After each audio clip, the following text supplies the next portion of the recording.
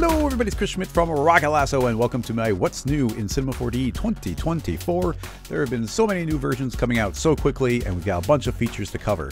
Now, I've been super busy lately doing the design and animation tour with MoGraph.com and Maxon, and then just last Friday was the Half-Res event in Chicago, so much has been happening, so I've got to learn this version in a very compressed time frame, which has been both fun and a little bit stressful, but I've got this video for you and there's a lot to check out. I don't want to waste too much of your time. If you're new to Rocket Lasso, I do tutorials, I do live streams, I make plugins for Cinema 4D. We've got you covered as far as Cinema 4D is concerned. But without any further ado, let's jump right on into 2024. And the first thing that we're going to be seeing is the new Cinebench. We've got Cinebench 2024. So I've got that open right here, and what you can do is very similar to the old Cinebench. We're going to be able to run a couple of different tests on your GPU and your multi-core CPU or your single CPU. So I'll click on Start right here, and it will open up a scene. And I believe this is all running in Redshift, so it's going to be doing Redshift GPU and then Redshift CPU, and you can let the entire thing run through. So right now it's loading up the project, and you can see that my GPUs are beginning the rendering process. You can see this is going to take about 10 minutes, so I'll just fast forward here.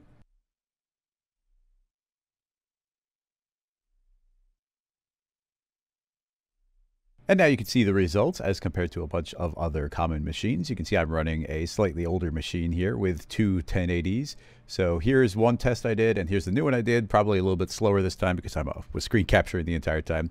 And if we switch over to these other ones, you can see the scores that I got on my machine. This machine is getting on 6 years old, so you see the single processor is way down there. But yeah, you get all the nice new information from your Cinebench, so you can compare different machines. Now let's move back over into Cinema 4D 2024 and start talking about the proper new features. And the first one is speed improvements. So what's the best way to show off some speed improvements? Well, let's A/B test between 2023.2 and 24. So I've got a copy of 2023.2.2 open right here, and I've got a series of example scene files that we can pop open. So the first one is going to be this scene file from a pretty old What's New video that I made, and it's featuring a warehouse scene. There's a bunch of Redshift materials, so those are going to be updating for the newest version of Redshift here. And then it pops open. You see it says viewport. This was showing off some of the new viewport improvements from, like, I don't know, R21 or 24 or something like that. So I'll rewind, hit play, and we'll see that we're getting, what, about 6 or 7 frames per second. So, you know, viewport's looking nice. That's all playing through. So, you know, pretty good. 6 or 7 frames per second. Let's open up 24 and open the exact same scene file. Again, the Redshift materials will update. There we go.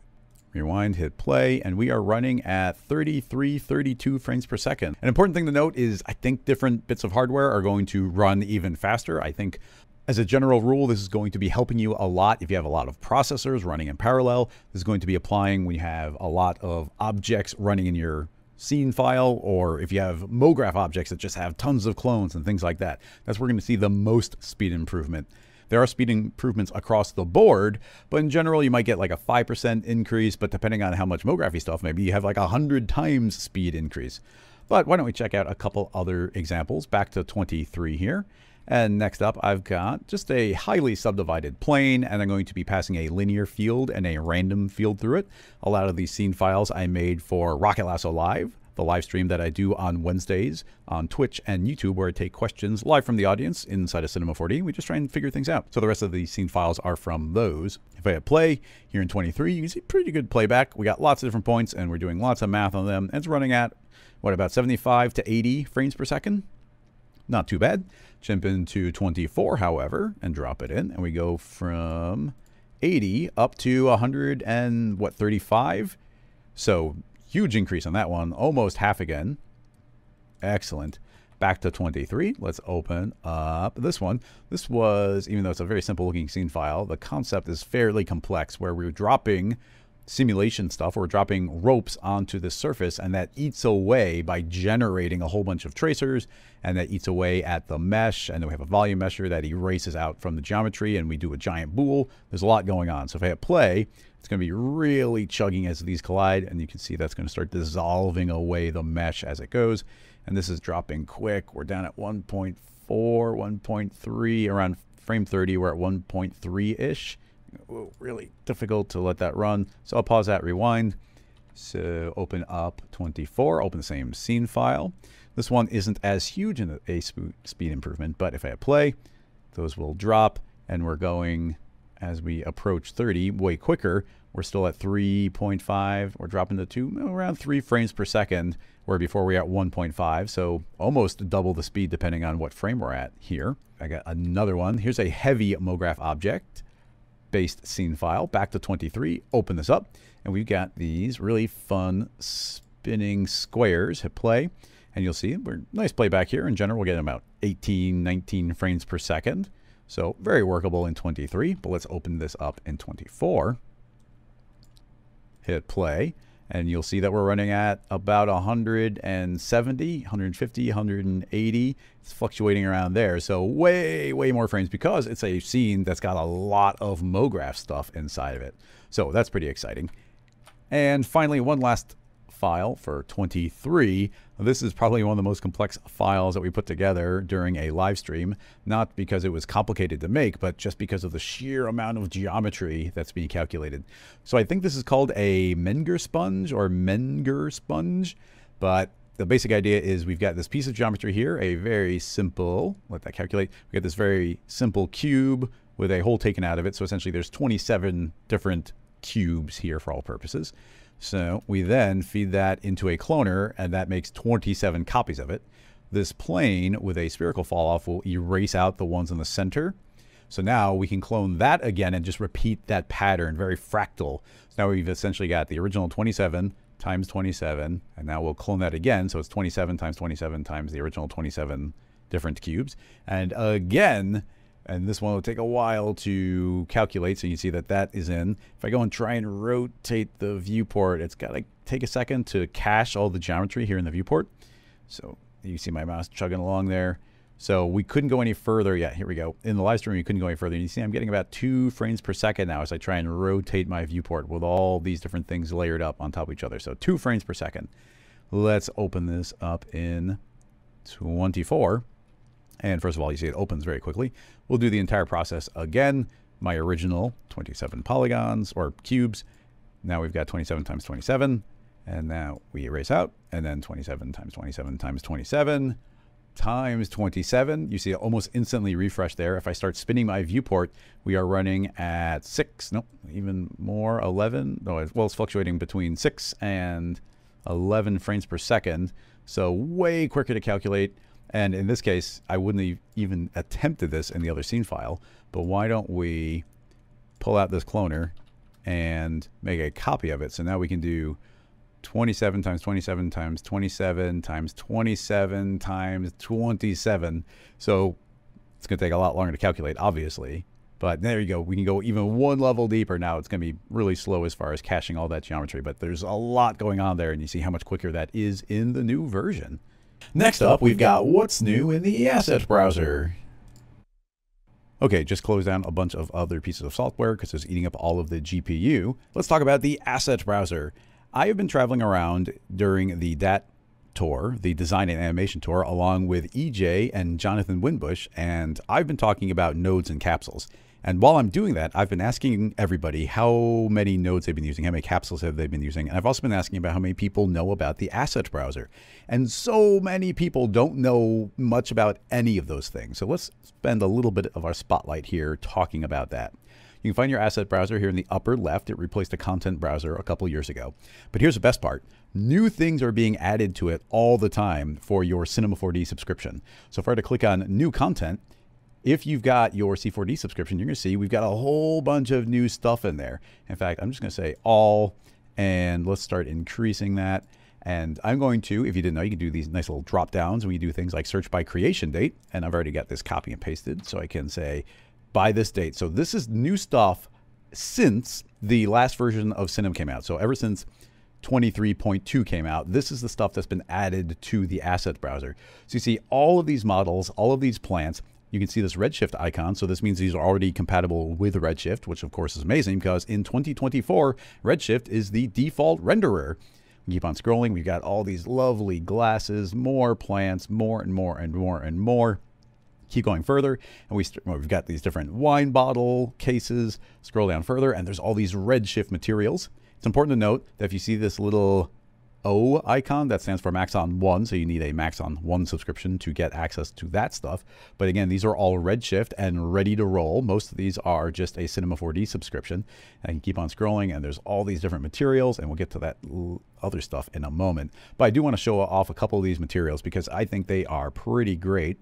I'll open up my old robot character Benson and zoom way up on him there a bit. And let's apply one of these materials. I'll just drop that directly on there. I have not done any cleanup or prep or anything on this character. Let's open our Redshift render view. Make that a little bit bigger perhaps. And start rendering. You see that this material just applied over this entire character.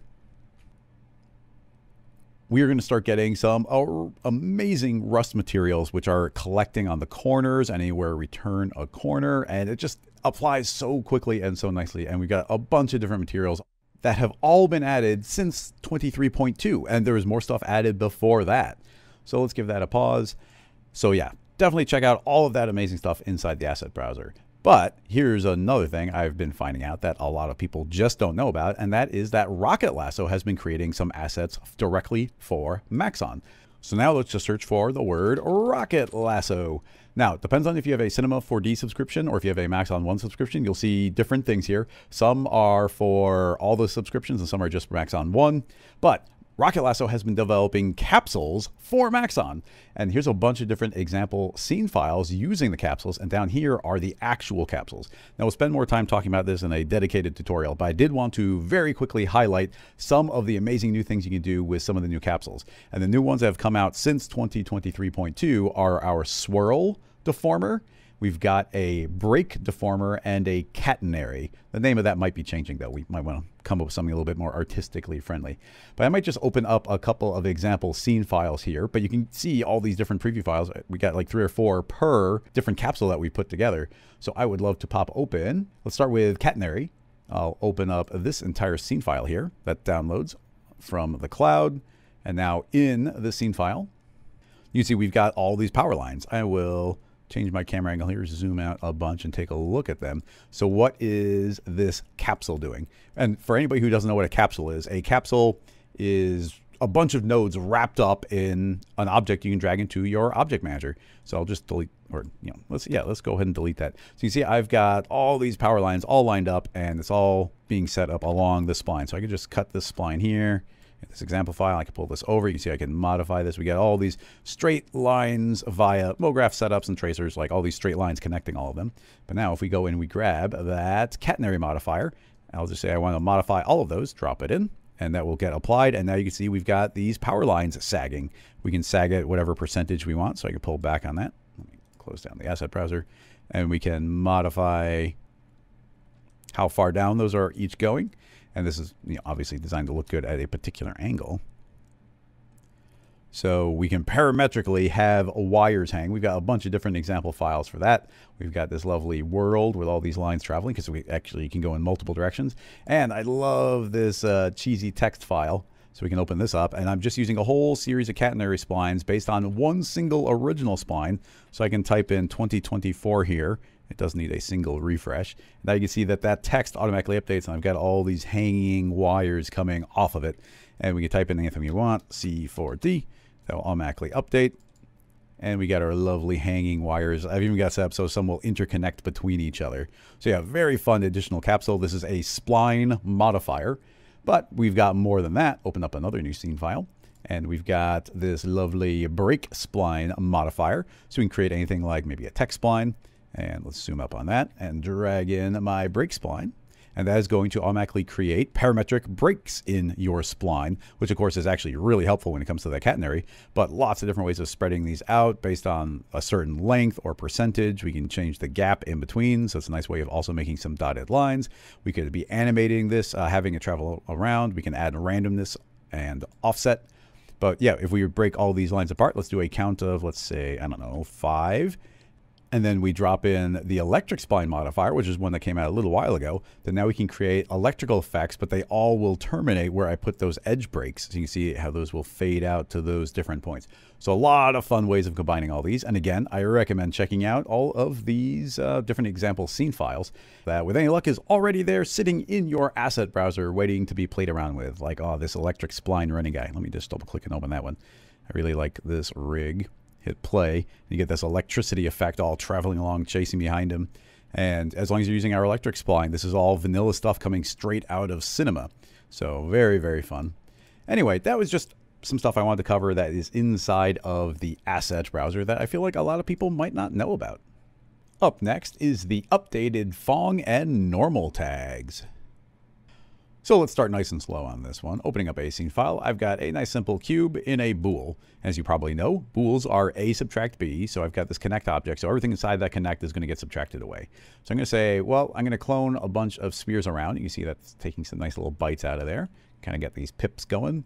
Then we can clone a couple of cylinders, and those are creating nice holes up in the top. And finally, we've got a couple of cubes taking bites out of all these corners, working perfectly fine. But now I want to bevel some of these edges, so I activate my bevel, and it's going to look a little bit weird, and that's because all of these shapes are completely disconnected from the surface. So we actually have to tell the bool to create a single object, like merge A and B together when they get subtracted from each other. So I activate that. It's like, okay, cool. Now we got a lovely bevel on all these different corners, but you're going to see our Phong tag is messed up. You've probably seen this hundreds of times in your work where the Phong tag is just behaving not exactly the way you want. And there are things you can do where you can create edge breaks and whatnot, but there's an exciting new option. Now I could bake this down, and maybe that's a good idea. Just right click and bake, but I like to keep things parametric. So I'm going to instead feed this into a connect object and don't even bother welding. But the reason I like to connect is we can say the Phong mode is manual, and I can just drop a brand new Phong tag on there, and we can control the Phong perfectly from here without making anything editable. So, you know, we could change our angle here, and we could get these nice sharp angles if we wanted to just by changing the slider.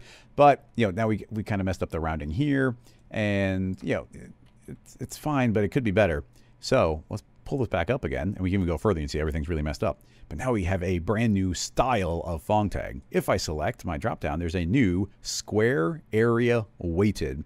If I activate that, it's just kind of a magical one button solves all type of thing. And not only is it making those transitions between those shapes really nice, you'll see if I hide my polygon mode that it's rounding out these corners in a really nice way. You see as I zoom up, we've actually got these little highlights. But if I hit NB, you're going to see that these are just two polygons. So it's actually doing a really, really great job of rounding things out in spite of only having a tiny little bevel. So this actually gives a lot of power really easily. I am finding it to kind of be a one-click solution. So let's drag this a little bit more into a real world circumstance. I'll bring my robot back over again, and you'll see here I've baked the whole thing down, but you've probably run into this type of thing where you're getting kind of some ugly Phong here. You see it's messing up on the head here because I've got a complex N-gon going, and it's just like there's not a good combination to make it look good. Well, now I can select my Phong tag, change that to square area weighted, and instantly everything is looking great. It fixed it over here, it fixed it over there. Everything's getting super cleaned up, and depending on what I set my angle to, if I go really low, you see we can still get those sharp angles there, or I can increase that, and you'll see with no additional geometry those can start looking rounded automatically. So yeah, just a really, really nice way of just changing a single slider and getting really good looking Phong results. So very excited about that. Next up is a normals tag. We've had a normals tag for a little while, but I think 99% of the time this is applicable only to people doing maybe CAD software stuff, importing CAD files. But I will make a sphere, make it editable, and quickly let's make a new material. Double click, and you'll see it's a redshift material out of the gate because, again, redshift is the default renderer. Crank up the metalness to make it super reflective, and pull back on the roughness. Drop this on because I feel like we can see everything working really well when it comes to reflection. So yeah, normal sphere reflecting the environment, exactly what we expect. So if we click on our Phong tag, you will see, oh yeah, it does have to be editable, so we'll make that editable. Click on the Phong tag, we can say create normal tag. Click on that, and immediately say a normal tag overrides the Phong tag. So the Phong tag is doing nothing right now. It's all about the normal tag. Select the normal tag, and you can see that it doesn't look any different, it's identical. But I want to begin to manipulate this. So there's an entire brand new tool to do that. 99% of the time, I don't expect people to need this, but just in case you do, you can go under Mesh, and under Normals, you'll find a new normal editing manager. Pop this open, and let's say that I want to see the polygon normals and maybe the vertex normals. You can go to point mode here. And what I'd like to do is begin to manipulate this object a little bit. So maybe I can say I want to begin facing all of the normals a little bit more up on Y. So I'll say Y plus, which gives us an orientation. And I'll say I only want to apply 10% of the power. And now I can say align, and you see all of our normals have shifted a little bit. Isn't that weird? Click, click, click. Nothing's really visually changing. I forget what mode I need. Yeah, okay, in polygon mode, now we can see the actual normals. You see as I hit align, you see how a bunch of these normals are starting to aim upward. And now everything is shifting on Y plus. So now if I view this from the top, it looks a little bit more flat. And as I spin around the bottom, you're going to see it's really tiny and pinched. So it's kind of like it's kind of freaky right there. So I can't think of any practical application. I'm sure if you work in CAD that you immediately be like, oh, I know exactly what this would be useful for. But instead, I just started trying to experiment with some weird things. So maybe there'd be some cool motion graphics uses for it. So here's a weird example I just want to show off. So here's just that head bust from the assets browser. And I, again, applied a reflective material because it shows it off really well. So here we got that. I'm going to click my Phong tag, say create normal tag. It looks exactly the same. But inside of the normal tag, we can activate use fields.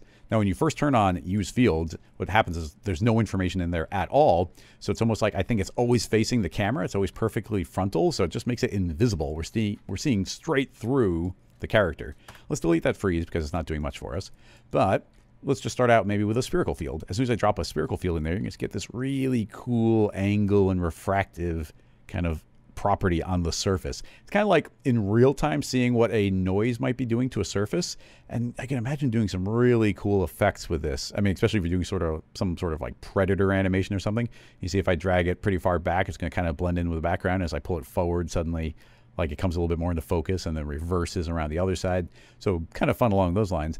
But and again, I don't have a specific use case here, but some other fun things I did. I can grab this sphere. So you see I've got this super low poly sphere, and I'm going to drop it into the normal tag. Drop it in. And I'm going to say I don't want it to be based on the points, instead be based on the surface. Give it a nice big radius. And you now see I almost get this Spider-Man looking effect, just the way those polygons are finding the nearest surface and getting projected. So I was like, okay, that looks kind of cool. I'm not sure what to do with it, but I like the way it looks. And then, of course, we're getting these jagged edges, and you probably don't want that. So something you do here is add a freeze. So under your modifier layers, you say freeze. You can freeze that property where it currently is. So now it's taking that data that came in, freezing it. And we say, okay, now average it. Pull that down to 0, and we can slowly go up, and you can see I can actually blur the effect that we have. So it's that same sort of effect, kind of that same Spider-Man effect, but now it's blurred on the edges, so you get a nicer transition. And even taking this and blurring it for different refractive effects, like there's so many different cool things I think might be able to be done. So again, nothing practical, but maybe someone come up with something cool there that I haven't, and I just wanted to show what I had explored so far. So let's move on to a few tweaks to modeling. Now there's just a handful of little tweaks in some modeling tools I wanted to mention. To begin with, I'll make a text object, let's say 2024, set that to the middle, distribution, maybe change it to my favorite lemon milk. So we got 2024, maybe scoot this over a little bit more and rotate. So in the symmetry object, apparently this wasn't quite working. So if I make a new symmetry, then this spline will now work inside of here. When we do a remove outside, that will now cut correctly along the plane, and these are getting welded together properly, getting chopped and welded. So that is active, which is lovely.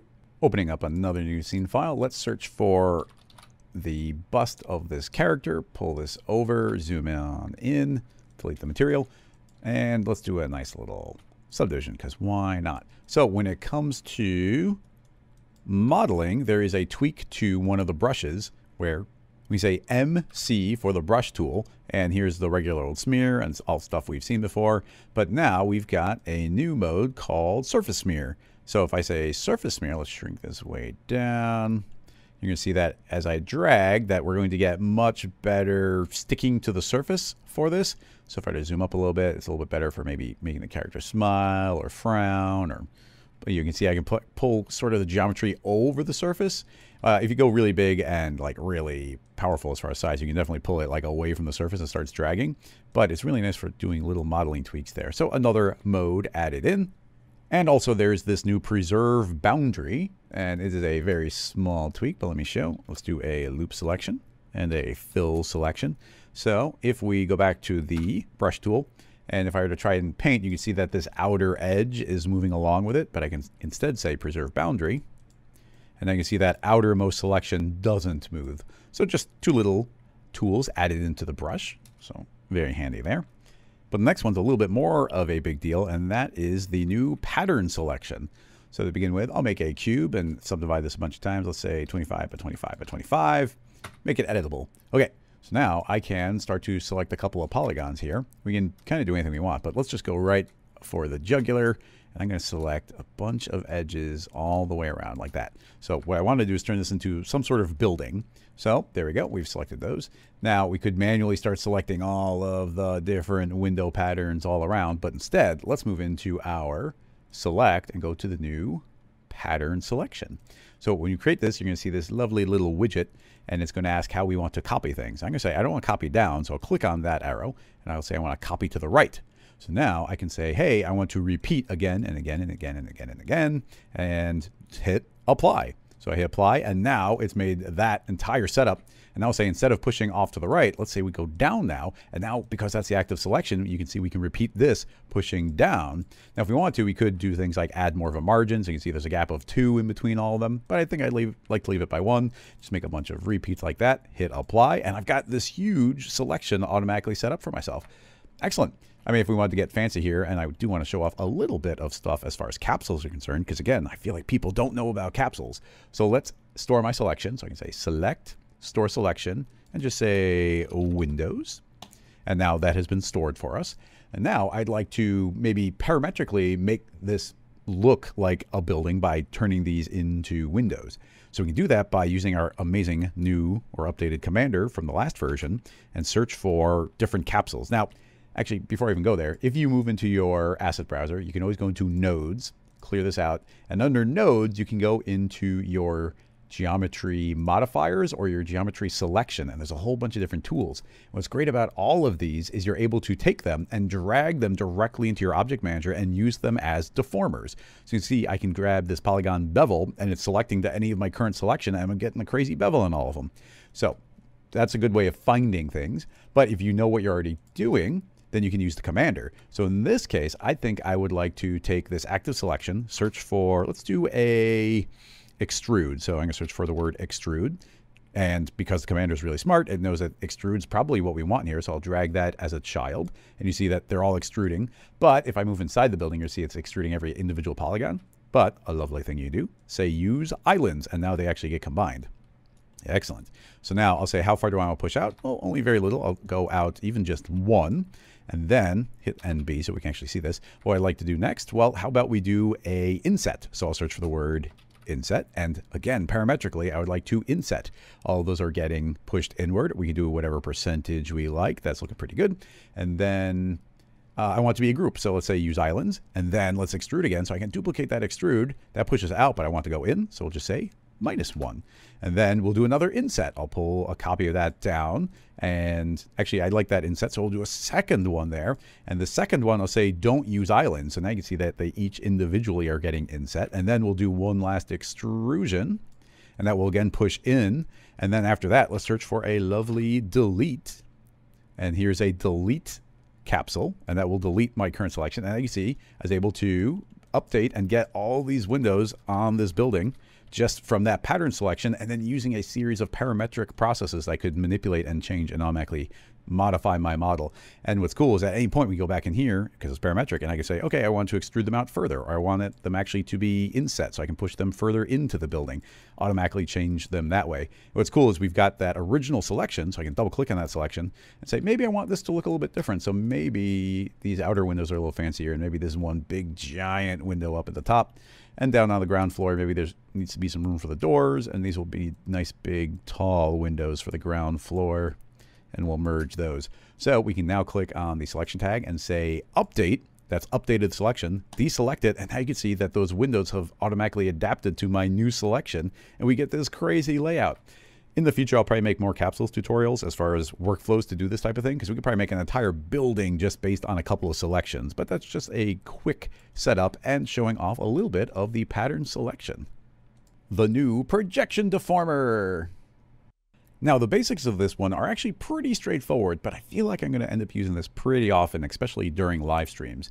So let's begin with a basic thing. How about we make a figure, and I'll make a plane behind him, line it up.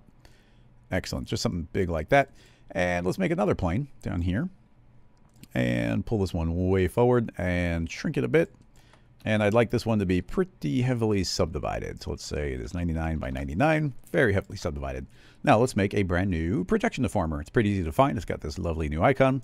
Grab that, drop it as a child of this, and already you can see these arrows facing a direction.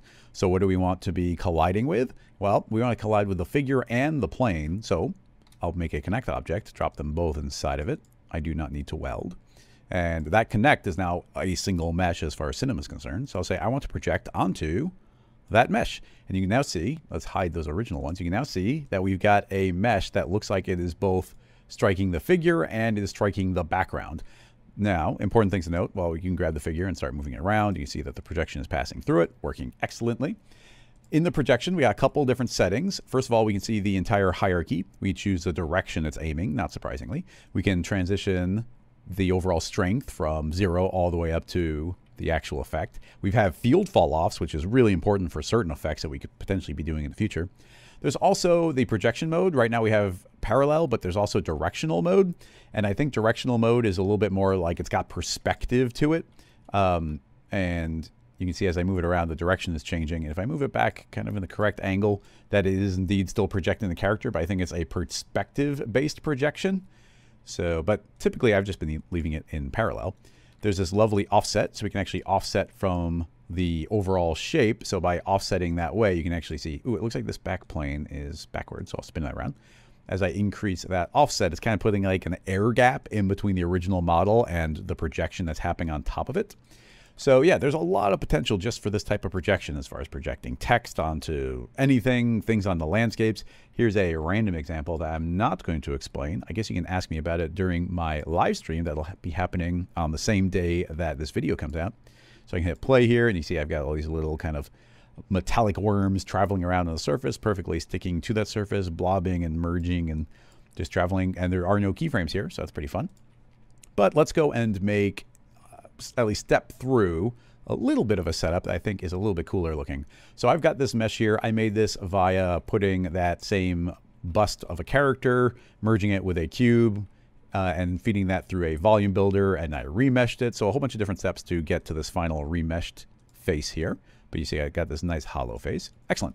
And then I've now got this emitter, and I made a fairly fancy field force setup. If you want to see how to do this field force setup, I talk about it in my What's New in R21 video. So you can see I've got this directional travel where I'm converting some random noise through a volume builder into a particular direction, and then that's getting passed through a field force to actually blow wind in a particular direction. Anyway, the long and short of it is I've now got this emitter, and if I hit play, this emitter is spitting out a bunch of particles, but they have no speed. So they'll actually start getting blown by the wind that I have, and they're blowing in a two-dimensional way. You see it's perfectly flat. So these are traveling around, just blowing around here. And then eventually they can strike this destructor, so they can't go any further than that. So to make that more interesting, obviously we make a tracer object.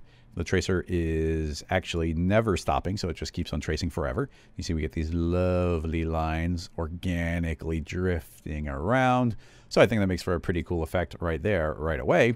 But now we can make a projection deformer. Let's go and grab said projection. Drop that as a child of the tracer. And what do we want to project on? Well, it's already the correct orientation, and I just want to project onto my remesh. So as simple as that, the entire thing gets projected onto the face. If I want to, we could push that off of the surface a little bit. I tend to go really small, maybe even like 0.1. You can see it's just slightly off that surface. And if we hide the emitter, rewind, hit play, you can see we get these lovely lines that look like they're tracing out the shape of the face, kind of organically growing there. This kind of makes me think of maybe the the movie Annihilation or maybe the Last of Us opening, where you kind of have these tendrils growing, and you see how, well, relatively straightforward this setup was, letting those all drift out. But then even a little bit more fun is we can drop these inside of a volume builder, and the way I've got them set up, there's actually a little bit of fall off on them. So let's see, in the volume builder, you see that's dropped, and now it fades out just a little bit, and it's a very high resolution. And this is probably getting a significant speed hit from the new version of Cinema. But now if we apply, I guess I don't have a material, let's just make one. Apply it here so it's a slightly different color. And hit play. And now we've got this effect growing directly on the face with all these nice little tendrils spreading out from where they begin.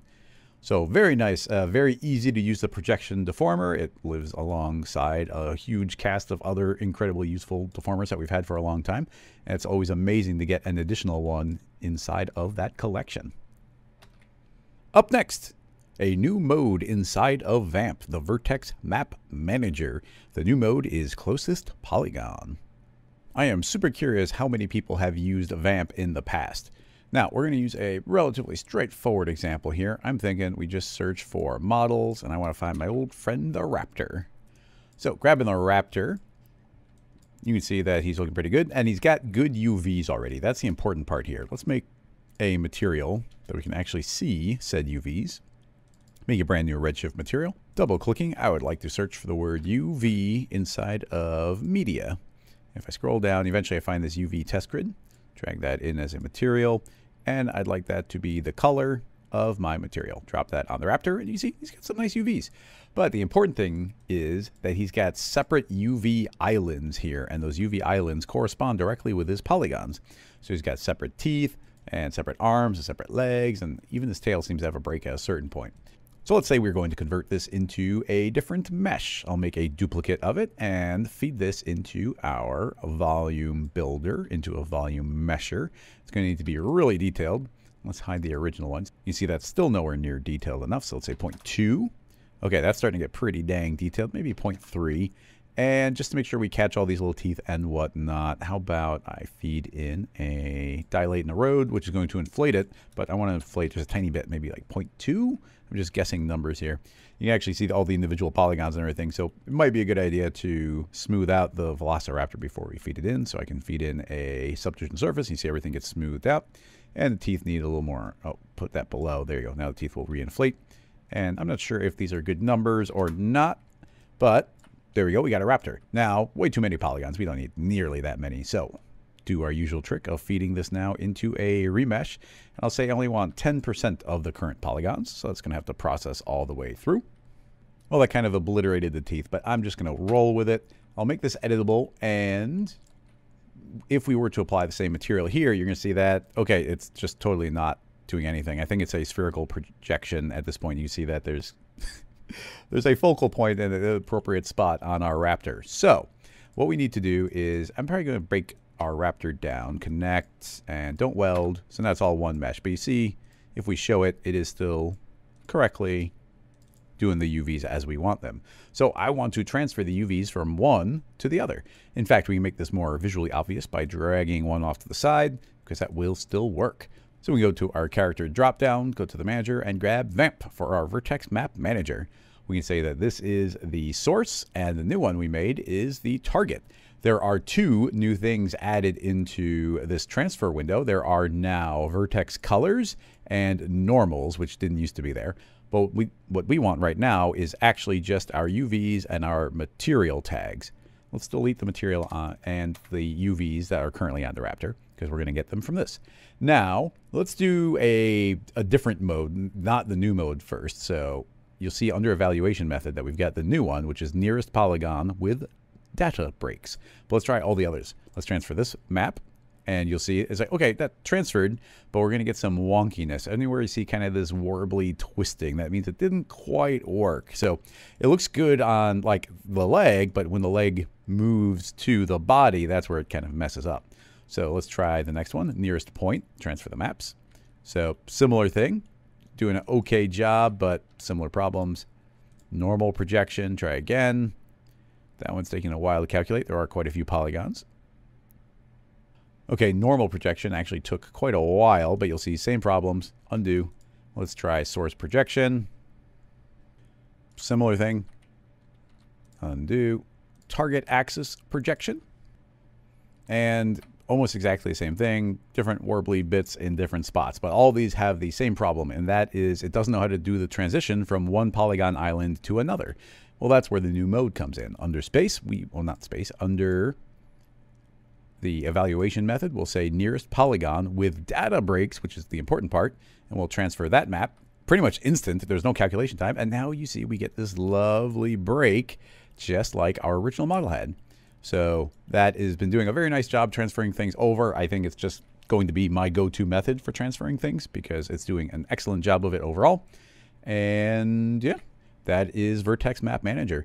Now you could use that to transfer a bunch of different things. I've been actually using it in, let me see if I have a file handy here. You'll see soon I'm doing some simulations using this almond that you can find in the assets browser. So I wanted to run it on a low poly object, so I made a low poly. And it wasn't quite doing the materials very well. You'll see here that my remesh is trying to do its best for transferring the materials, but you can see we're getting these twists and it looks a little messed up in a bunch of spots. So instead, I'll try and transfer that. So here is my new model. There's my old. So let's pull open that Vamp again. And this is the source. This is the remesh. And you'd think because there's no data breaks or, there's no polygon islands that it wouldn't be as useful, but we can say UVs and material tags. And even here, I'll say, okay, near surface, local, go, and say, okay, that looks okay. But now you can see these lines clearly are not lining up. So we'll just jump right to nearest polygon, data breaks, transfer. And now you can see, look, now it's not being all warbly over there. So it just seems to be a better mode overall for being able to transfer over your UVs and material tags. Next up, more assorted things. A topic I tend not to know very much about is the importers and exporters. So under importers and exporters, all of these should be working a lot better with all the Redshift stuff because obviously Redshift is default in 2024. And in addition to that, GLTF has a lot more work put into it. I don't know what it was lacking before, but apparently now we've got all sorts of things like morphs and textures and instances. And always remember these highlighted things are showing new things like morphs and textures and instances. So yeah, nice additions for our importing and exporting. Next up, a super tiny one, but I actually think it's pretty neat, to the align the spline tag.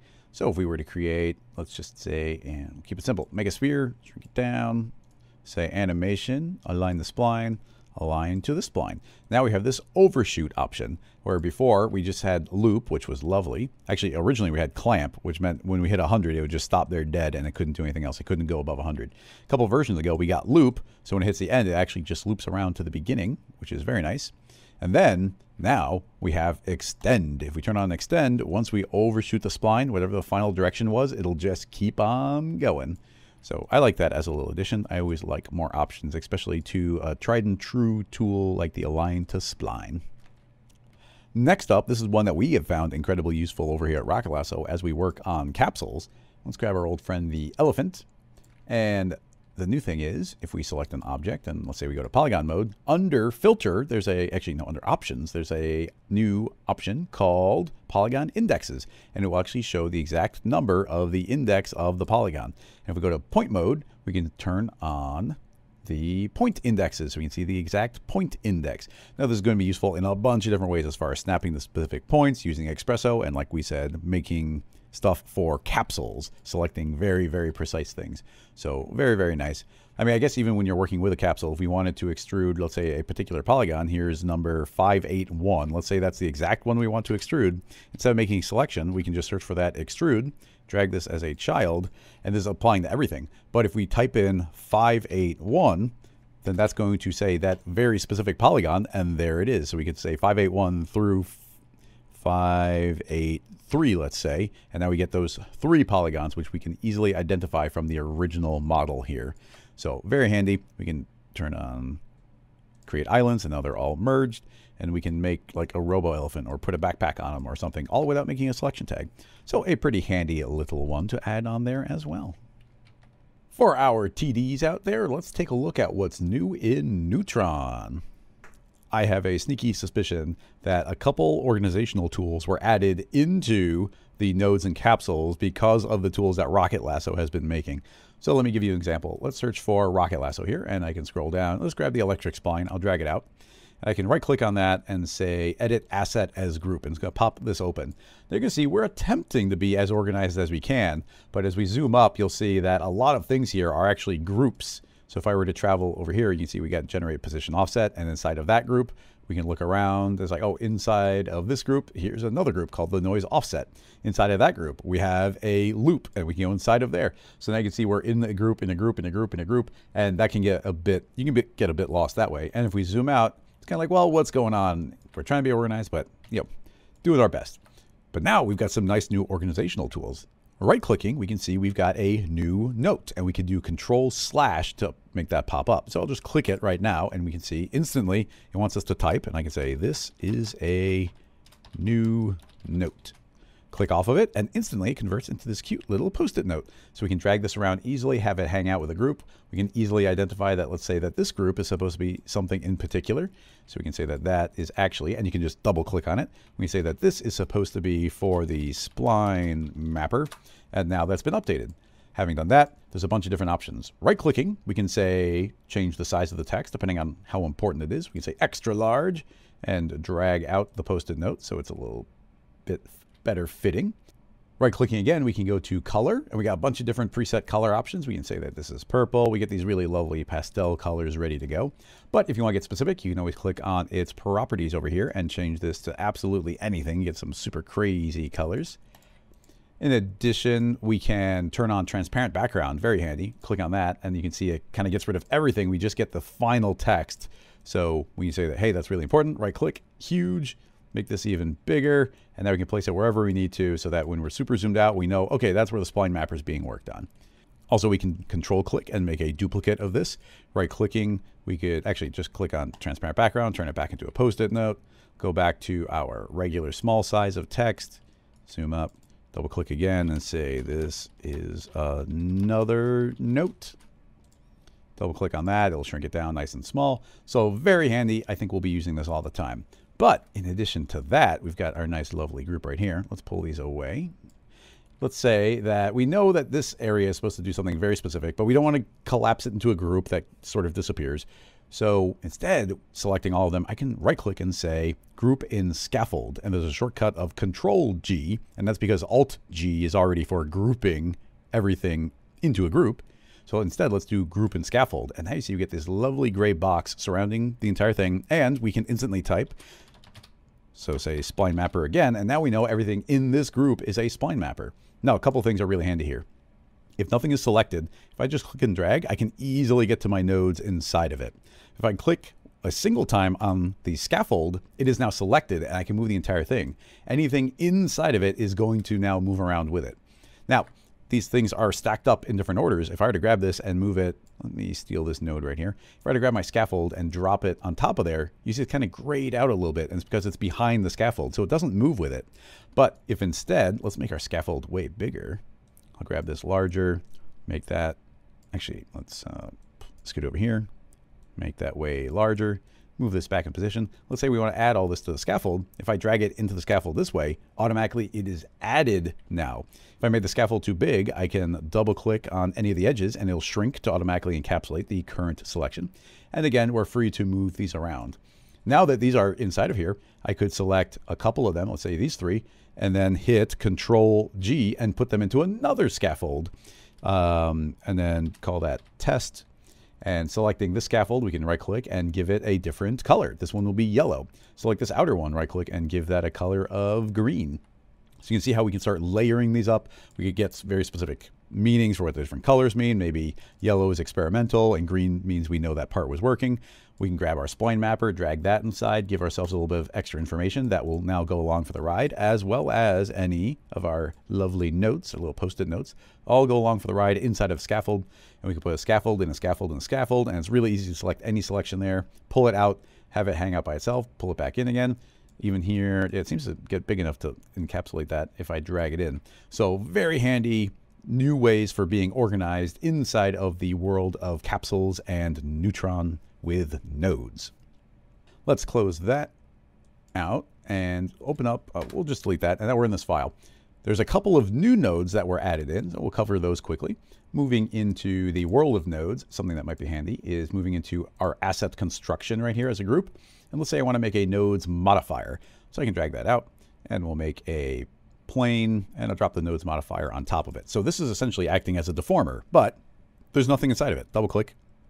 And right now it's like geometry in, geometry out. But what do we want to do? Well, let's take a look at this. You can see here's our polygon. So if I were to take, let's say, double click in this empty space and search for extrude, here's the simplest possible thing we can do. I'll say I want to extrude this geometry. So now we will feed the geometry into the extrude and then out of the extrude. And now you can see we've actually extruded that geometry as a deformer. So we can say offset variation, put a bunch of that in. If we look at the bottom, you see it's kind of hollow. So we can say, okay, well, that should be closing the caps. And there we go. We've now made a very, very simple capsule for all purposes. We can pull this out and drop it on a different object. Let's do a plane this time and put it there. And you'll see that each of those will get randomly extruded. So that is the most basic capsule you can possibly do. So having said that, why don't we look at some of the new things we can do? One thing that we can do is this new clone. So if we search for the word clone, double click, search clone. Here is clone onto points. Double clicking on that, it's got a couple different things it wants to do. First of all, it wants to know what geometry it's going to be cloning around. So let's search for a pyramid. So here's a node-based pyramid primitive. Drag that in. So there's some geometry. And then where do we want to clone? Well, onto the points of this plane. So we don't need that extrude anymore, but we want the points of that plane. Search for geometry and we can get our geometry property get. So here's all the properties of our incoming geometry. And we're going to output an array of lots of things. What things? Well, I want to get our point positions. Excellent. So that's now all of our point positions. So I'll say those are our points. Now that's going to be outputting a whole bunch of the copies. So I can say, try and output the final geometry. And there you go. You can instantly see that we have now cloned this pyramid onto every single one of those. Now it's a little big right now. So why don't we shrink that down a little bit? And then you see we've got these nice little spiky pyramids on whatever geometry we want to feed in. So if that was a sphere, we can instead put the spiky pyramids directly on the sphere. So yeah, this clone onto points is a brand new node. We'll see if there's any cool stuff we can make from that. In addition to that, you can see right here, we can actually be outputting a list of all of the individual copies of it. So this is a little bit of a silly example because already you can see we can output that final geometry. But another new node is this connect. So if I grab this connect, it can actually be fed a big list of objects now. Before, you had to manually add in individual objects, but now we're putting this entire list in. And I can say all of that list of different objects should get merged down as what? Well, let's say as a mesh. And I can output that final geometry. We get the same result, but now we're doing it in two different ways. So this connect can merge a bunch of different splines together or lines or point clouds. So very handy along those lines. And then we've also got two final ones, which we don't need to get into the specifics, but we've got a new explode. So we got explode mesh islands, which will take a single piece of geometry. So actually in this case, you can see we merged all of these together. So I can say, well, just take that and explode all of them into individual objects. So every single island is now its own individual object. So if I were to say, get an element, so I'll say get element right here. I'm going to say, here's the array. I want to output only index 0. And I think that's fine. I can output that. And now you see we only get the first one, or I can output the next one or next one. And I can cycle through because we've successfully merged them into one group and then exploded them into individual groups. So that's a handy way of getting explode mesh islands. And then we have the exact same equivalent when it comes to spline segments. So we could explode out a single spline into all the different parts that make it up and then act upon those individual parts and then use the connect to re-merge them back together. So it's a way of acting upon each individual segment. So pretty handy along those lines. And now the part you've been waiting for, or possibly the part that you skipped to. Inside a new scene file, let's take a look at the basics. I'll start with a plain object and I'll make that editable right away. Right-clicking, we shall add a Pyro emitter. And right away, you'll see a couple of differences. First of all, we've got this new emission type. So we got surface and volume, which we've already had for a while, but now we've also got points. And actually, we'll do that. We can do that here. We have the individual points and we have the thickness. So let's set the points and hit play. And you're going to see that every individual point of this plane is now an emission point. So right away, that's pretty exciting. There's a lot of different effects we might be able to do with that. Let's make, for instance, one of these primitives here. Drop that on instead. Hit play. And now you can see that we're going to get Pyro from every one of those points. Let's right click and add a animation vibrate tag. We'll give it some spin, about 700 on every one of those. 0.1 on the spin, hit play, and then we can have these spinning around, and you got flame coming from every single point. So there's a lot of potential applications of that. But the ramifications of points being able to emit Pyro goes well beyond that. We can do things like create a matrix object. We'll decrease the number of points here a bit, put a little more spacing on them. And then let's put a random effector. And that random effector will be set to noise. They'll be indexed. If I hit play, you can see we'll have every single individual one traveling around. It's a little bit quick, so we'll lower that down to 25% speed and increase the distance traveled a bunch. Maybe even slower still. So there we go. So now we've got a bunch of matrix objects traveling around. So why don't we right click and add onto that a Pyro emitter. And immediately you see I actually put the setting away where it's just automatically set to points. So we hit play, and now every single one of those becomes a spawn point for Pyro, which immediately is incredibly powerful. The ability to have MoGraph very quickly drive these different effects. And then another instant and obvious use case for this is the Cinema 4D particle system. We can say simulate, emitter.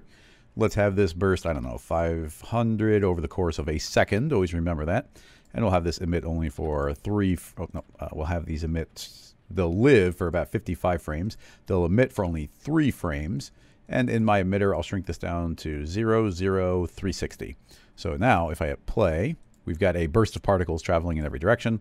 In fact, why don't we even say that they will shrink, they'll have a little bit of random variation on their scale, and they'll shrink as they get older. So we got our end scale, we'll say they get smaller, and they've got their individual speeds, we'll say that they're faster, and there's some variation on them. So we hit play, and now we get this nice burst, and they all live for up to 55 frames. All right, just right click on that, say simulation Pyro, and the Pyro is seeing the position and the scale of every single one of those particles. So we hit play, instant burst of Pyro, like very powerful. You can see that the scale is translating through. So there's some larger ones and some smaller ones, and they will all eventually fade out and disappear as their scale goes down.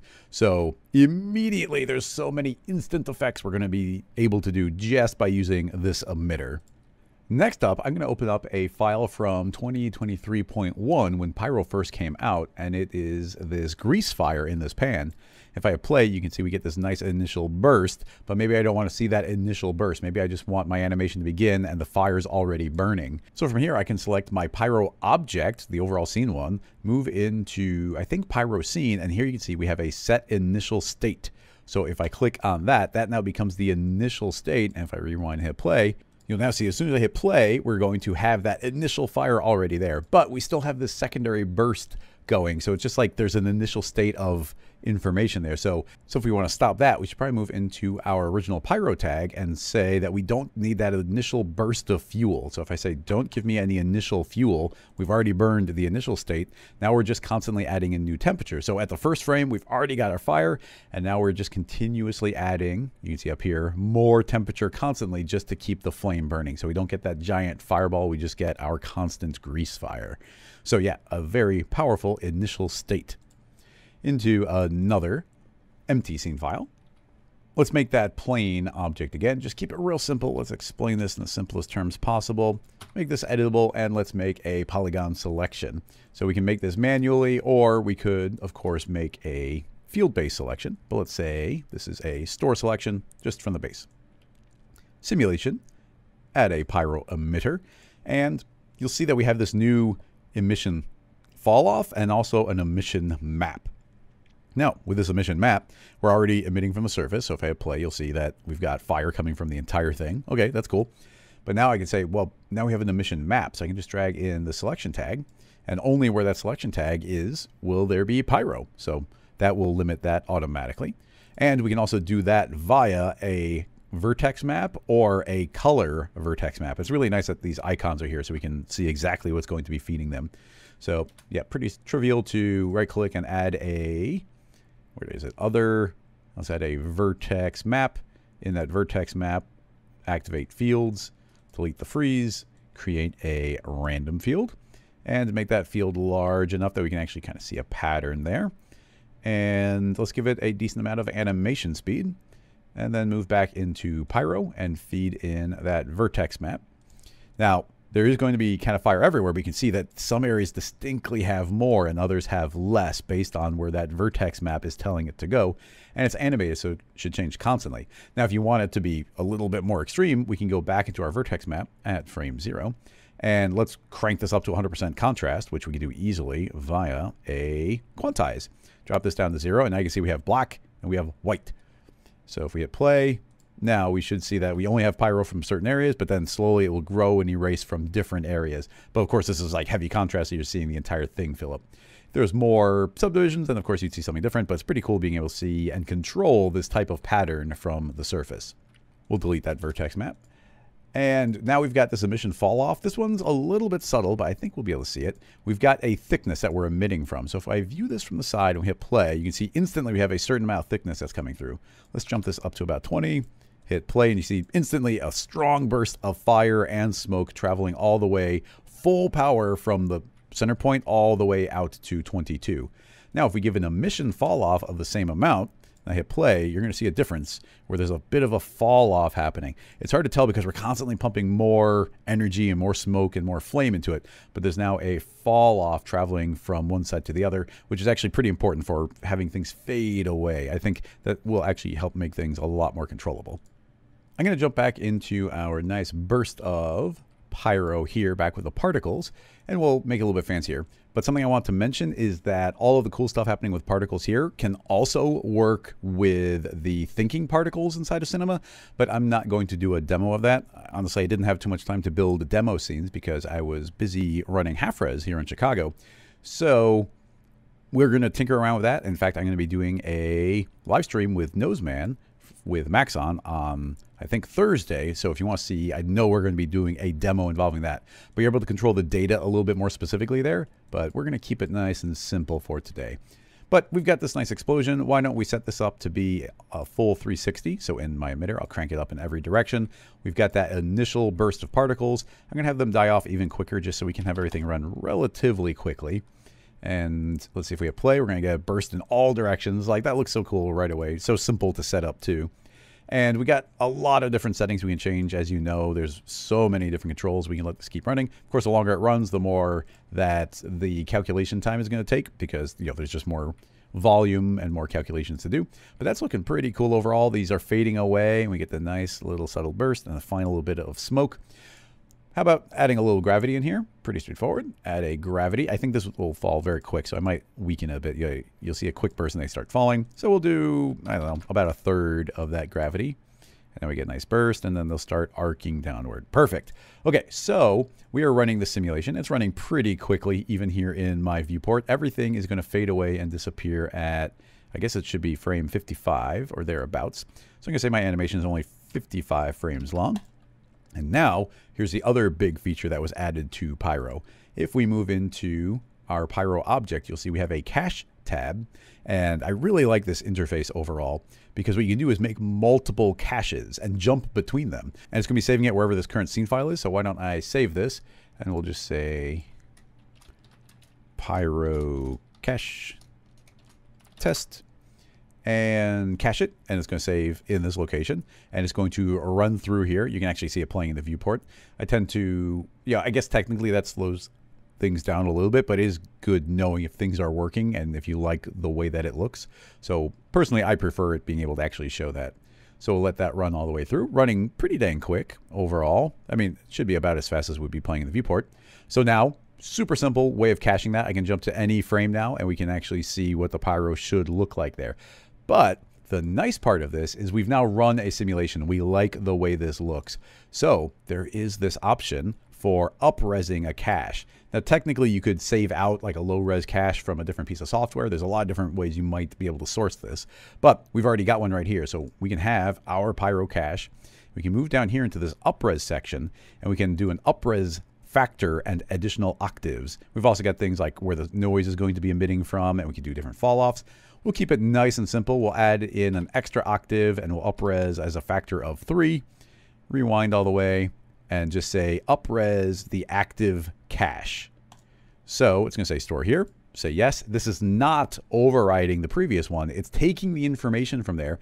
I think it's taking like all the directional information that was generated from your original one, and then it's creating a tighter density of more information, and it's calculating it based on all of the forces that were generated from your low-res cache. So you can get an effect that looks just like your original one, but with way more detail. So it's a good way of doing practice runs and being like, okay, now crank it up. So it's a pretty neat way of testing and then up-resing when it's finally time. So I'm going to let that finish. It's going to slow down before it starts speeding up. So I will fast forward. I dropped the up-res a little bit to make that go a bit faster. So let's go and do an A/B test here. So here's our lower res version. I can even go a little bit further. No, let's see the fire bit. So here we get some nice fireballs here. That's all looking pretty good. All 3D, all ready to go. And now, as simple as checking this other cache, you can see instantly we're going to get the up-resed version of it. So we can jump between those two. It even goes to this up-resed version is going to take longer to show up in the viewport. So you could run a very, very low-res sim and then use this for working on the project and then activate the high-res sim when it comes time to render. There are so many more fun things that we could do in Pyro. That covers the new settings as far as I know, but you know, unless we're going to make this a video like 3 hours long, then we should probably wrap that bit of it up and then jump into... And finally, we've got the new rigid bodies in Cinema 4D's unified simulation system. Starting out in the most simple way possible, let's do this just like we would with Bullet. I'm going to create a plane, maybe scale it up a bit. Let's show our polygons and create a sphere. Move the sphere up into the air. Now let's right click on the plane and say that's simulation collider, and then right click on the sphere and add the new rigid body. Doing nothing else, we should be able to hit play and our sphere will fall and hit the ground. Not super exciting, but let's push this further. Create a cloner, drop our sphere inside. Let's make a bunch of clones. Maybe shrink the overall cloner, shrink the spheres just enough to not be colliding. Move this up. A very important thing to note, let's make a few more of those. A very important thing to note is your simulation tag can't be on the child. It has to be on the parent. So if I play right now, nothing's going to happen. But as soon as I move this tag onto the cloner, now something can happen. So pretty stable there, and then they all start falling. Pretty cool. Let's add a cube in there as well. T for scale. Let's set that to random. And get a little bit of random rotation in there as well. Maybe a bit of position. Just a bit, and a little rotation just to make sure that everything isn't perfectly lined up as they fall. So now if I hit play, you're going to see the whole stack falls and collapses down, working just fine. Simulation stuff. Now, moving a little bit more advanced, let's make something like a torus. We'll make a donut shape, move this up in the air, T for scale, maybe shrink that down just a bit. Now, if we apply, just right click and simulation rigid body tag, and we hit play, we're going to see something familiar. You're going to see that crashes and pushes right through everything. You see that none of those shapes could get through the torus. And it's just like Bullet, where the shape out of the box is not, it's trying to be as simple as possible and fast as possible. So a trick you can do is hit Control or Command D and go to Simulation, and you can activate Draw. So we can say Enable, and I want to see the rigid body shapes. So now if you go 1 frame forward, it's going to calculate everything, and you can see how our torus has been sealed off. So we want to change that. There is pretty much 2 main ways of doing that. We move into the rigid body, and under the collision tab, you see we've got collision shapes. So it's a little different than rigid body.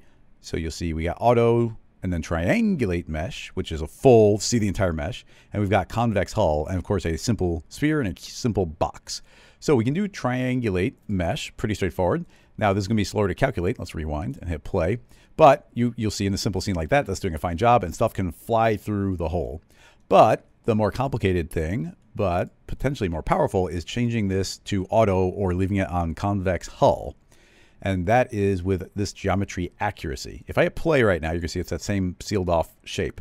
But if I increase this up to say 2 and hit play, you're going to see it's going to try and decompose the object into a series of convex hulls.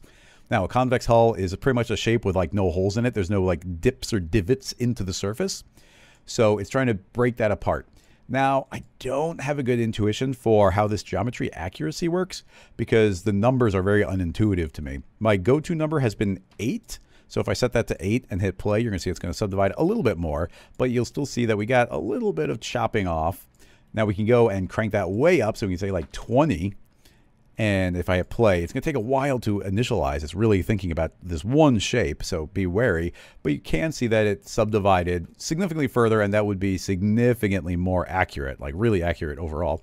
And if I hit play, in theory, if we had a bunch of those, that should be way faster. There's less, triangle calculations. It's all convex.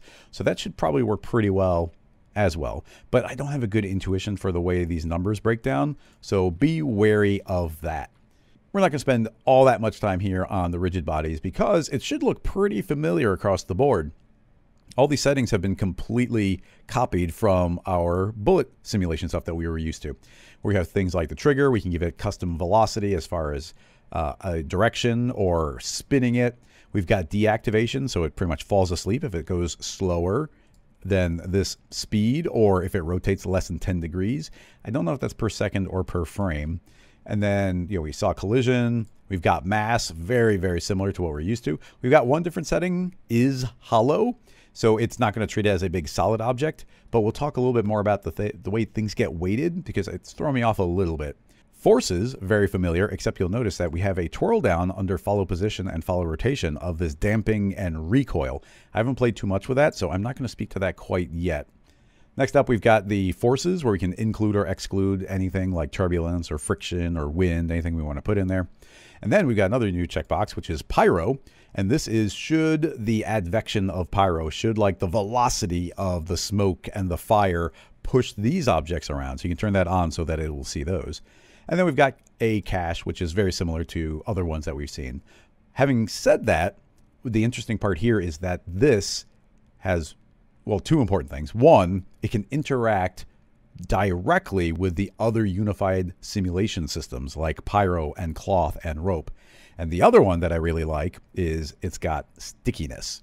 So I've got a scene file to look at the stickiness. So here's a simplified version of it. I have this ice cream file. Now we're going to do this a little bit from scratch. I've got this emitter and it's emitting a bunch of cubes. And keep in mind, there's a really teeny scene file, so we have to do the numbers a little differently. You can see, here's a figure, so this is very small. So we're emitting a bunch of cubes. If I hit play, you can see that it starts generating cubes and they're barely moving.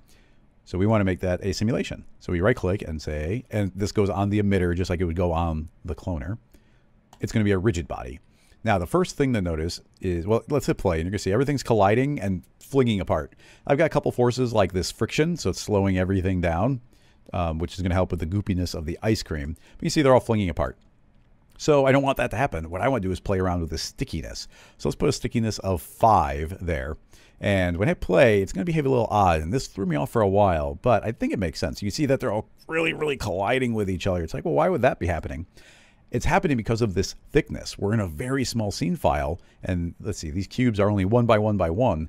So you can think of the thickness, just like on Cloth, it's almost like this force field around it. And the force field is kind of bigger than the shape. So what we need to do is make that thickness really small. So say like 0.1, and now it's not as big as the overall cube. So now when I hit play, you're going to see that these are actually sticking to each other. So that's actually pretty cool. Yeah, look at these big giant clumps that we're getting and how they're kind of oozing around. So that's working great. A couple things we can do. I mean, first of all, we could crank up the stickiness even higher if we wanted to, so they should be even more stuck to each other. And then something I found is even though these get some nice structure and they're running pretty quick, there's some nice structure here where you see it's not just immediately falling and bouncing around, but something that's pretty neat is if we go into our forces and we add a bunch of follow rotation, then this is going to be very shy at rotating away. It wants to maintain this angle. So as essentially this ice cream starts stacking up, it's more reluctant to fall over. So you kind of get taller structures before the entire thing will finally tilt out of the way. So just something to keep in mind. Now I am feeding this entire structure into a volume builder. and then feeding that builder into this mesher, and we get this lovely blob. Now you can of course play around with this even further. In this builder, we could do things like dilate in the road, which is essentially inflate or deflate. So we can inflate this up a bit. Let's see how far we should go. A little bit more, and then maybe make a smooth, pull back on that. So now we made it bigger, and now we're going to smooth it out a little bit. And if I turn this on and off, you can see that it's mimicking our shape really well. So now we can just get that final ice cream falling and flopping into it. Now, unfortunately, I found one small limitation. The volume builder doesn't seem to be in the same order of operation. So if you hit play, you can see that it looks like it's doing a volume blob, but it's not actually accurate. If I hit pause, you can see our simulation is actually way down. So it's not going to play back in the viewport properly. If there's a good way around that, I'd love to know. There is this simulate before generators, but that does not seem to solve this problem here. It's still going to do the exact same thing. In fact, it seems to break it here. So I'm going to leave that off and just leave it here. Now, the important thing is it would cache correctly and it will render correctly, but it doesn't look good in the viewport. So just keep that in mind. But anyway, I took this same system and I've got a different scene file and I made it way more advanced where I have vanilla and then I made chocolate and I put almonds in it and I put a cherry in it. So let's open up that scene file. And I got to turn a bunch of this off in order to get it to run even somewhat reasonably well. Because I got a lot going on. There's two different streams of chocolate. That same vanilla happening. We've got these almonds falling. We've got these cherries cloning on. So now if I hit play, it's going to take a little bit. But now there's a whole bunch of stuff going on just out of camera. I also put that cylinder in so things couldn't fling away. So now you can see I've got this big clump going and everything is sticking together. I made the vanilla ice cream very sticky, so it really wants to stick to itself. But then the almonds are not as sticky, so they kind of get pushed out to the outer part of it, which to me is a good thing. And then I also made the chocolate, and the chocolate isn't quite as sticky as the rest of it, so it also sticks on the outside. And I also set the chocolate to not start falling until around frame 60. So you see all this starting to fall and collect. I mean, the more particles get made, obviously the slower it's going to go. Let this go for just a few extra frames here. And you see the chocolate start to fall. And I even made it smaller, so it's going to have a higher resolution. So let's pause this, and now I can reactivate my volume builder, and we got this lovely chocolate going. Reactivate the vanilla, and we've got this big blob of vanilla. This is the almond. There we go. Now we see the high poly almonds swapping in. So we get this big old blob of ice cream. So this is kind of my first test playing around with the new rigid bodies, just adding stickiness, and already it was able to do cool things I was not able to do before. I've got one low resolution animation. You saw my benchmark. This computer is not amazing at rendering, but I can open this up and here's how that looks overall. Not perfect, and this is kind of my first test. There's a couple little jitters, but overall, like, I'm very pleased with the way this is working. And those are all cubes inside of there, so I'm sure that there's a lot more I could do to push that further. So very, very fun. I love it. Here's an earlier animation, even lower resolution. You just see these blobs, but what I love is the structure of them. You can see how they're stacking up before they want to fall. So pretty cool. Okay, so let's talk about some other little tests and experiments. This one is pretty fun and I think conceptually simple. So here's the idea. I've got a rigid body tube for this ribbon. So this could be tape or some sort of ribbon. And then I've got a very simple helix, which I'm extruding upward. And that's just creating a big swirl around it. So I've got cloth on this ribbon and I've got rigid body on the tube. That's all I got to do. Right clicking on this cloner, and I'll explain the cloner in a moment. We can go to simulation and make this connector. And I'm going to say I want this connector to connect cloth to rigid body.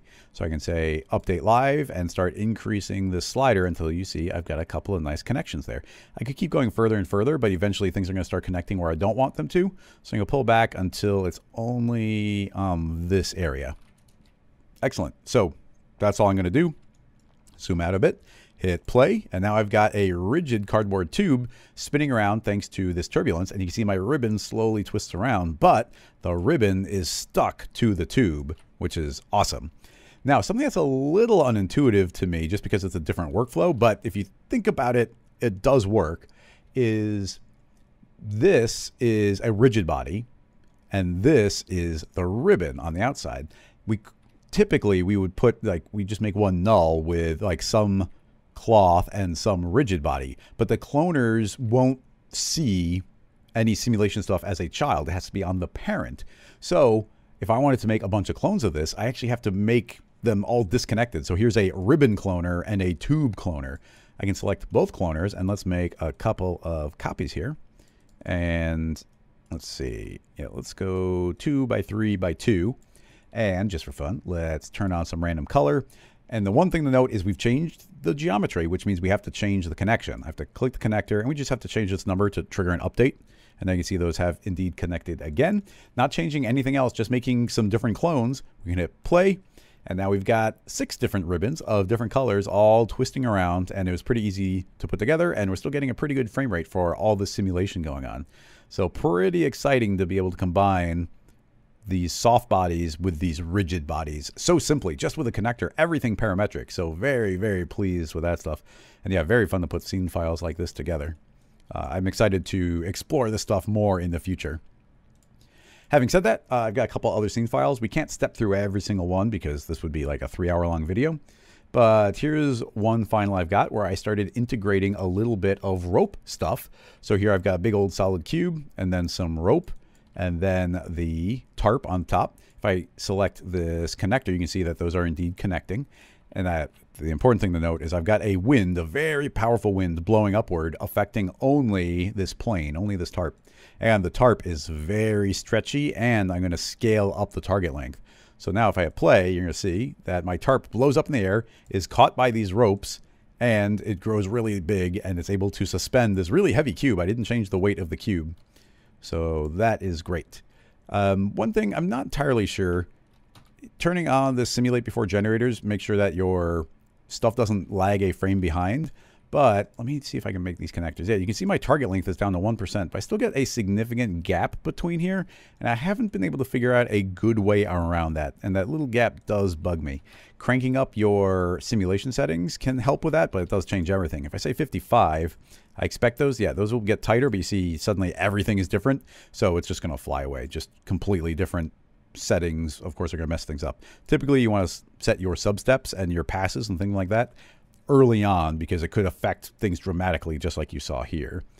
And then I've got a even slightly crazier version of this where I put a balloon in between the two, and the balloon is what's got the wind blowing on it. So now if I hit play, a big old giant balloon starts to inflate and catches. So now we've got soft bodies catching a soft body, connected to the ropes, connected to a rigid body, and that is going to eventually settle down and suspend the entire balloon. And again, very stretchy. So, you know, pretty fun to combine these. Now, one I would like to spend a little bit of time talking about because I think it's very practical is this painting file. So what do we got? I've got just a simple sweep. You can see it's a rectangle and a rectangle, and I made sure that my rectangle was subdivided. So you can see I got all these little subdivisions going on. Pretty straightforward. Let's make this a rigid body and hit play. You can see, okay, rigid body falls, plop. Now I do have my draw enabled, and you can see that we've got a problem where this doesn't have a hole in it. If we're going to turn it into a painting, we need there to be a hole. So pretty straightforward. We select that tag, and my go-to number is 2, and you see if you can get away with 2. And if you can't get away with 2, I've been jumping to 8. If there's better rules for that, I'd love to learn it, but I just don't know what they do. I don't have a help file to look at. So now you can see that it is a good, accurate enough frame for us to work from. So then I can make this plane, and I just applied a picture of a character from the assets browser in there. And what do I want to do? Well, I'm going to poke Polygon so I can get these nice triangles everywhere so it tears nicer. And I've got a vertex map, but we'll worry about that later. But we can activate these and you see we get this nice vertex map. Okay, so having done that, if I hit play, well, nothing will happen because this isn't a cloth yet. So let's say simulation cloth on this plane. Now, this is real world scale, nice and small. And remember we had that margin problem earlier, and that's going to happen here. If I hit play, you're going to see that that suddenly shoved everything away. And that's because this frame has a rather large margin of 1.5 centimeters. I'll set down to 0.1. And the cloth also has the same thickness. I'm going to set that also down to 0.1. And now hopefully we'll see it doesn't really shove it away anymore. It just falls. So we need to connect those. Now, I did not make any effort to making sure that these connected evenly. Like that point is not lining up with a point on the frame. But you'll see if I right click and say simulation, and add a connector. And again, let's update live and increase or decrease this number. You'll see that it's just going to attach to the nearest surface. So that's a, that's a nice detail that's automatically working. So you can see that connected all the way around the entire thing. Perfect, exactly what I wanted. So now hopefully I can just hit play. Everything else is pretty much default, and there we go. We have a piece of cloth stuck to that frame. It's a little bit floppy right now. Potentially we could change some settings. Like we could maybe say that the target length is like 97%, so try and shrink a little bit so that you see that makes it tighter. Get rid of all that bendiness. It's adding a little stiffness if we want. Honestly, I want to kind of leave it all default. So let's talk about tearing it, which I think is pretty cool. So we can twirl down cloth tearing, which we've had, and activate that. What I'd like to do is make it so that this is tearing based on my vertex map here. Now, what's important to note is turn off deformed points, because otherwise your soft body is going to pass right through a cloud of noise and not be stuck to it. If I hit play right now, you're going to see that that is perfectly stuck to it. So yeah, there we go. We've got noise. And the important thing to note is when it comes to tearing, it's going to tear at the high contrast points. So I made this random noise, and then I made a quantize set down to 1. So it's pretty much just black and white. This is 100% and 0%. So with that, we can go into our cloth and drop this inside of our map. And I already know we have to drop this way down. So I'm going to say that goes down to 101. So if it stretches pretty much even a little bit, it's going to start to tear. So I can hit play. And now you can see it hits the ground and it's going to start tearing. And it's just going to keep tearing and tearing and tearing. If I select the vertex map, you see it's perfectly tearing along the high contrast areas. So we get this lovely tattering effect passing through the entire thing. We can hide those polygons and you see the whole thing begin to rip. And the best part here is because we're connected to this rigid body, that is able to be simulated and move around, but we get all the torn pieces connected to it while the whole thing is moving. So that's pretty cool. And one last effect I wanted to show here is in our vertex map, if I get rid of all this high contrast by moving this linear field, which you'll see is just setting the minimum value. So move this linear field up, you see everything gets erased out.